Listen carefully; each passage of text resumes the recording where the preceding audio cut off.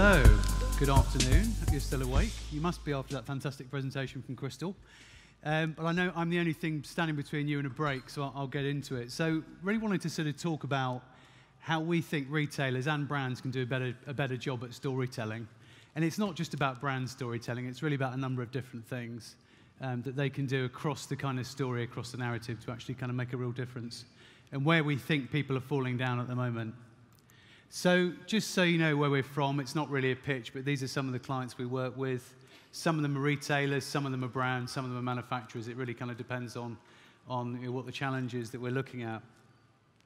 But I think what we're seeing is a real range of challenges. So sometimes it's about how do I adapt my business model, how do I avoid wasting money. I'm spending lots of money on brand, but I also need to connect that with my commerce. I need to try and transact and convert, and what can I do to really achieve that? And what might the size of that be? And that's obviously one of the hardest questions to answer, because we're looking at the trajectory of these different trends and different channels, but really, what is the kind of sum of the parts? And how do I kind of achieve that play, successfully across those channels? The biggest one, and this plays into, I think, what our CDO Jay was saying this morning, is thinking in isolation, these kind of content islands, this separation between content and commerce. But really, it's about this kind of focus on transaction rather than longevity, rather than on, trying to achieve a longer-term relationship and ultimately get more value.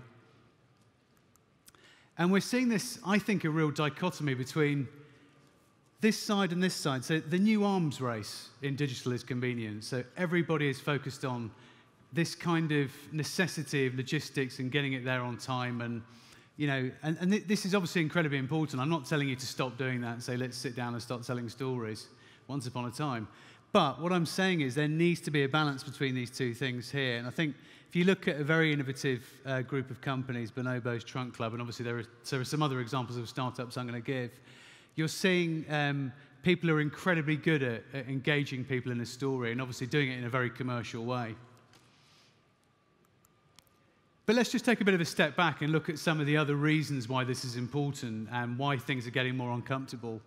And they are. I'm sure we've all heard this very dramatic apocalypse. There's also ad-blockalypse. There's all these awful things happening. I know this is a little bit more about physical retail possibly, but there are lots of things going up and lots of things going down. So consumer expectations in almost every category in terms of what people expect of retailers and brands and what they expect in terms of pricing and service. Back to this convenience thing, acquisition costs. So, we're seeing kind of, it's more expensive from an eCPM point of view, but click-through rates aren't really moving up in tune with that. And obviously, with things like the data protection regulations, that's getting even harder. We're also seeing this explosion of marketplace, of private label, of situations where, brands that thought they had it made have been sitting back on their laurels, and suddenly Amazon Basics turns up and kicks them up the arse. Bit uncomfortable. And obviously the rather depressing store closures on the more sort of physical side of things. We're reading about that in the news the whole time. Also, stats are out there about our attention spans are now worse than goldfish, ROI and loyalty, permission, company lifespan. So, there are really no safe havens. And obviously lots of different ways to do business as well. We're seeing cross-border is one example of where people are working out how to transact and having to tell a slightly different story in different locales. I think the middle top one, the on-demand, is especially interesting because what was very complicated is being demystified by companies stepping in between a buyer and a seller and making it easier to access them. It may be around more transportation and hospitality and things like that, but if you look at the B2B world, once you look at that in terms of haulage and shipping and really big industries, and you look at that benefit across that, it is absolutely enormous. The secondary market, obviously, as we talked about a lot today, content, social commerce, voice. It was interesting to hear earlier on about calm down about voice, curb your enthusiasm. They're saying it's going to be worth 40 billion in terms of shopping in 2022. God knows whether that figure is true or not. I think in some industries it's probably more interesting than others. And obviously, we heard earlier on about how, there's a limit to what you can really expect. It really is what you put in is what you get out in terms of that. And then the experiential side of it, in terms of how we're able to provide a different lens and onto the world in terms of retail and the experiences people get depending on where they are. And shoppers want more. So we're seeing the subscription models exploding. Most people, that category in the middle, some research from McKinsey, 55% want that kind of, some of the choice to be taken away from them. I'm going to trust you to send me these things. I'm going to trust you to make choices for me. And that really is the holy grail of personalization. But we're also seeing this kind of alignment with values as well. Brands, the old guard, are sort of struggling to maybe align with the values of millennials or the new shopper. And I think it's not just about value, it's about values. And there are other stats I've seen, 75% of millennials want to work with, to buy from companies that give something back. So I think that's really interesting. But again, how do you tell that story? It's not just about transaction. And people aren't there to buy. There's this massive pre-research, or pre-search as people are calling it. Apparently it's 80% in beauty. People are there to get information and to make a decision. And people will share data, but as Mary Meek has pointed out, there are lots of different barriers there as well in terms of deleting apps, settings, cookies, all that kind of stuff. So there really needs to be a really strong value exchange. And I think now we're seeing a real sea change in terms of what people are prepared to do, particularly with data protection regulations changing. We need to get much more creative.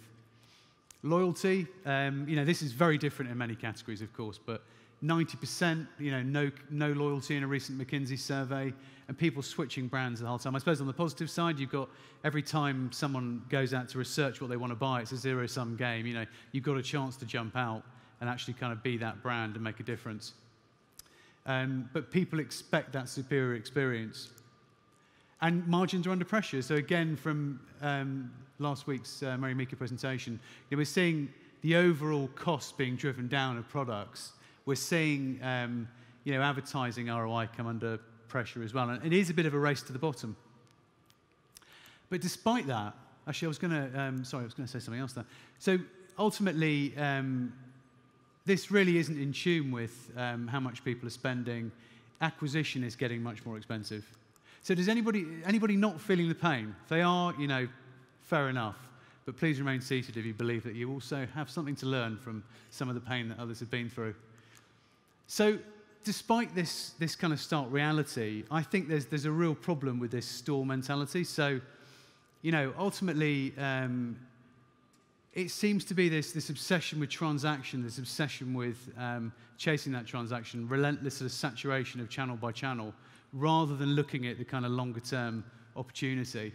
So we think there's a real, just talking to our clients, an opportunity to kind of rethink this. But the first point I'd like to make is, failing to make a connection. So, with this kind of feature-by-feature competition in terms of, free shipping, free delivery, assortment, this obsession with kind of what you can provide, when you can provide it, mainly from a logistics perspective, this arms race we talked about, we're seeing really that kind of trumping brand in many ways. Brand has become, it's really taken a back seat. And I think this has probably given rise to what we're seeing in terms of the growth in private label, some of the older brands not indexing well with millennials, not being understood, and actually those brands not really communicating particularly well. I think they were brand broadcast communicators, and now consumers expect a different type of communication. And this kind of no-name clothes thing, so this private label explosion with people like Amazon and other brands. So what we're seeing is everybody's now trying to get into this own label, private label, and it's particularly painful in apparel. There's lots of kind of uh-oh moments happening in athleisure and other areas of apparel and footwear where people are coming in and really they're just providing what people need at a much cheaper price because of the logistics, because of the ability to connect, to kind of deliver on that level. But are they forgetting the brand? Are they forgetting that side of it? The other thing for me is a personal and contextual experience. So it's always good to kind of Amazon bash a little bit. There's a couple of slides Amazon bashing a bit. You can't help it really, can you? So they don't always get it right. But I think what we're seeing is a lot of customization and configuration, but really people focusing on product but not need. So, dear Amazon, I bought a toilet seat because I needed one. Necessity, not desire. I do not collect them. I'm not a toilet seat addict. No matter how temptingly you email me, I'm not going to think, oh, go on then, just one more toilet seat. I'll treat myself. So how do we get this right? How do we actually do that? And I actually don't think Amazon do it particularly well. They are fantastic at retailing, and they are fantastic at assortment. They are winning the war in terms of convenience, but how can other brands develop that direct revenue stream? That is really the challenge. And how can we move into something that's actually personal? And here's another Amazon bash. I couldn't help it, sorry. So, and someone told me not to do this, but I think that everything I've read about Amazon Spark seems like it hasn't really got off the ground yet. Does anybody agree with me? Just looking over. Any hands up? Anyone too scared, worried that Amazon's in the building? No? So what I've read about them from looking at influencers and just the press and the media and experts is that they've delivered this sort of social shopping community, but it's locked up in an app.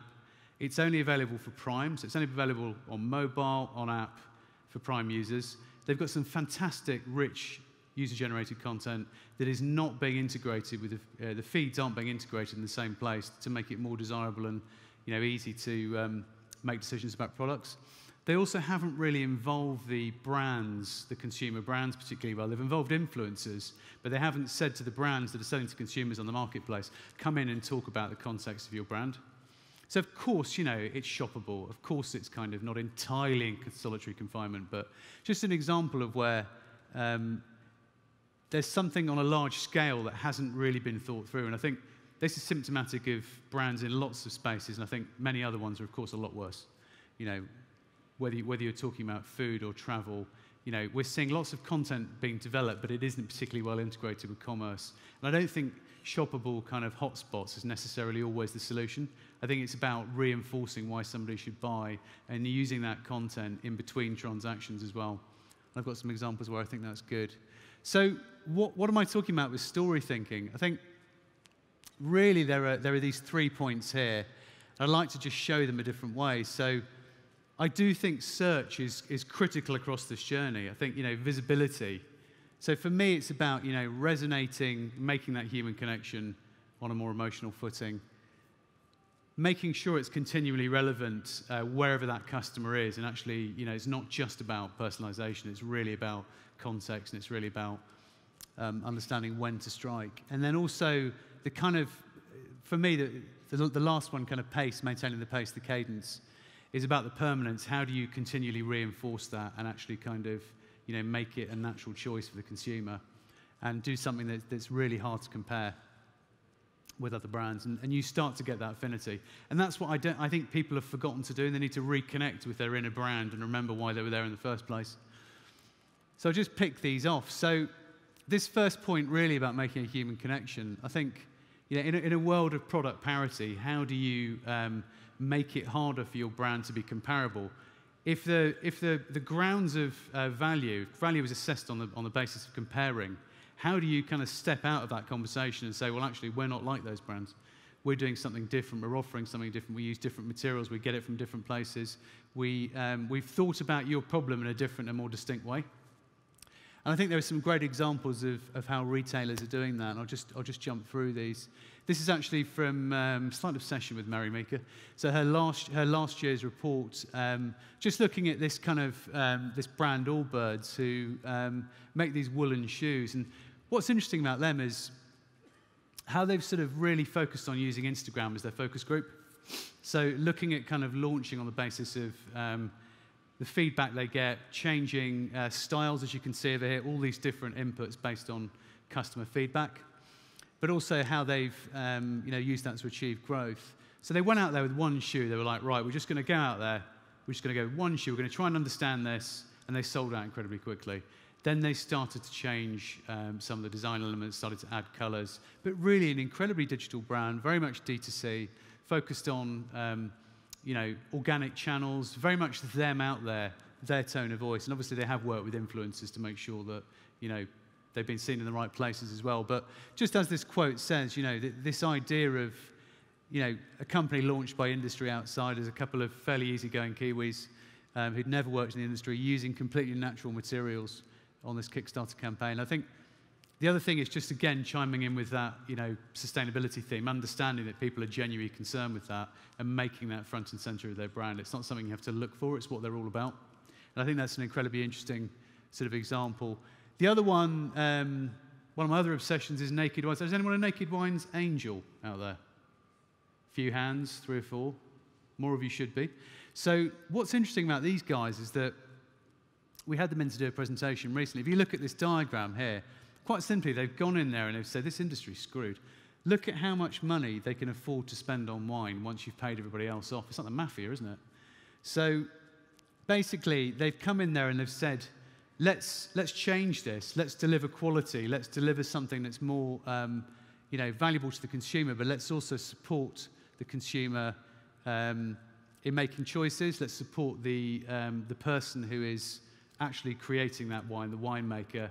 And there's some very interesting articles in there about how they've crowdsourced solutions when things have gone wrong. So they've created this community of someone went in and ransacked somebody's harvest. Somebody's went in there and literally turned all the taps on.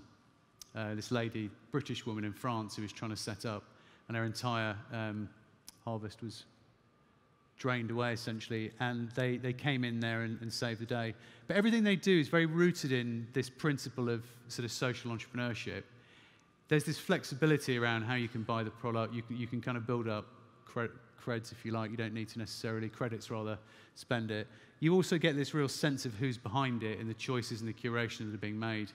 And there are some other similar models out there like Packed Coffee, but I think these guys really are creating something that resonates, that makes it very easy to continually buy from them as a retailer, and it makes them hard to compare. I'm also a member of the Wine Society. They don't talk to me like these guys do. This second one here about a narrative. So I think the key thing here is about how you, back to that personalization thing, how you create that sort of consistency of message, but also, you kind of manage to balance intervention and an automation with also ultimately offering people choice, but also with that ability to make very firm recommendations as well and actually eliminate choice to an extent, eliminate that analysis paralysis that you do, to be fair, come across on Amazon. So how do you make those firm recommendations with people who are time poor and really understand those people to deliver what they need? So I think this video will work. Let me try. So Grabble, I think, is very interesting because, as it says here, the Tinder of fashion. So I think what's really interesting here is that they've really, really focused on algorithms. They've really focused on understanding, what would be interesting to you as a person. The more you use it, the more it becomes relevant. And obviously, at the end of it, there's a seamless checkout process. So they've understand the kind of busy and bored generation who are there flipping and looking, and how they kind of consume, and how they're always kind of shopping, and how those fashionistas can be sort of, served. But also how brands, they are not a brand from a retail point of view, as a manufacturer, can work with them to promote their products to the right people, but really target those people. And again, they're combining expertise. They do have real stylists with what you're seeing in terms of the algorithmic side of it. And on the bonkers algorithm side, Stitch Fix. So you don't try and read this diagram up here, but these guys, I think, are particularly interesting, and they've actually started. They've only really just diversified into real e-commerce. What they were doing before, and what their real sort of heartland is basically working with brands to working with algorithms, and they have like a chief algorithms officer whose job is literally just to work out how to get someone the perfect stitch. Someone contacts them, someone sets up a subscription. How will they make those choices? And they combine, obviously, there is some human correction. But what they've started to do is they've started to not only use those algorithms to choose products, but actually design products. So you see down here on the bottom left, this blouse is completely designed by algorithms and the pattern on it, and basically feedback from people on the system. So really quite an interesting one there, and one that I think is very unique in market and is getting a lot of attention. So I know it's always the startups, the easiest ones to pick on, really, aren't they? And again, this third area, how can you kind of, because you don't want the story to end, this idea of a strong ending. You want it to continue, but how do you keep that cadence? How do you keep that pace? And how do you make sure that those channels are properly integrated, that you're not kind of, ultimately you're being economically prudent at the same time as continuing that conversation with the consumer, which isn't easy, again, down to data protection regulations and the amount of content we all consume and have to consume on a daily basis. And I think the two examples I've chosen here, the first one, going back to this voice idea, I think these guys of 1 to 2 have come out and said, you know, we are a technology brand, that's our focus. And again, they started off with one product, Wonderbrown. They said, right, we're just going to do this.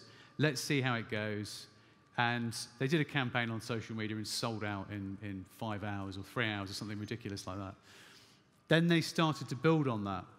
And I think what's interesting is what they've really understood is replenishment, is how once they've understood what a customer needs and they understand what they can provide, how replenishment commerce is a massive opportunity for them to reduce acquisition costs, but also to be you know, a brand that can fulfill in a successful way to the consumer on a regular basis. They've also got dash buttons for people who want to sort of tipsily order products without thinking about it when they get home from the pub. And what they're doing with, on the voice side with Alexa is beauty tips. So they're making their advice shoppable. So essentially, you know, you can ask about how to get the perfect brows or how to, you know, how to contour if you want to, and start to get beauty tips that are shoppable and linked to products. So it's a good example of, I think, teaming up with Amazon to try and develop a really good mix of business and to understand what they can do for you, but also working to get your own direct revenue stream, but to constantly have that permanence, that kind of cadence that comes through. And one of our clients, Saucy Fish Company, so they have, for a small brand, I mean, they were 2018, they were one of the top innovative global brands in terms of recent awards. So for a small brand, they really are incredibly innovative and content focused. And I think what their mission has always been is to try and communicate the kind of benefits of eating fish, how you can shake things up, the variety of kind of options and dishes, and how actually you can kind of eat a different dish every day of the week. So for them, their content has been very focused on working with influencers, all the sorts of things you'd expect, using things like Canvas to communicate at particular times. You can see they had a kind of romantic Tinder campaign. So content is their store.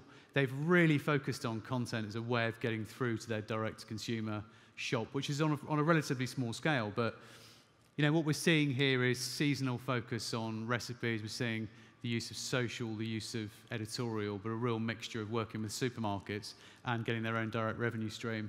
And they've tried, what's interesting is understanding the relationship between that unique reach and commerce and how they've actually kind of driven that at particular points. They've had flash sales, and again, they've sold something like 9,000 items in 2 hours around a particular campaign, working with an influencer. So these guys are persistent, they're consistent, and they've worked on every campaign, every channel you can imagine to get that kind of permanence and get that cadence. So it's a really quite an interesting example. So just thinking about, you know, you guys as brands and retailers and as agencies, I think, you know, just going back to those points, you know, what is your, do you have a unique human proposition and value exchange beyond convenience? You know, I think we do have to balance that need and that expectation for convenience, but how do you identify what your audience needs and how do you deliver that consistently? And how do you get permission to continue to do that? And again, permission is becoming harder and harder to come by. And make loyalty a natural thing without asking for loyalty. You know, understand how the subscription guys do it, but you don't necessarily need to ask for a subscription, or you can provide something more flexible. So it needs to be backed up by a very clear, what are you going to get out of us? What do you know, this is what you can expect from us as a brand. This is how you can control your relationship. And I think the second thing here is being really programmatic about personalization. I'm not talking about necessarily display here, but programmatic from the point of view of how you understand how to kind of continually communicate and how you can involve the user in that. And I think the big thing for me is balancing like choice and then making clear recommendations. And I think we're seeing more and more brands, particularly with that statistic of 55% of brands wanting, of consumers wanting a curated subscription where they want the brand to actually make the recommendation for them. And I think we saw some examples of that with AI-based bot search with Microsoft earlier on, which I thought were really interesting, with the shoes being paired with the trousers. But how do we get that balance? Give the person choice that they came for. So you've got the assortment, but you understand how to respond to the user need. And finally, you know, serializing it. So how do you integrate content, commerce, and community really, and with search underpinning that, and go beyond just simply supporting product launches? How do you manage to continue that conversation? So I will end on that note. Thank you very much for listening.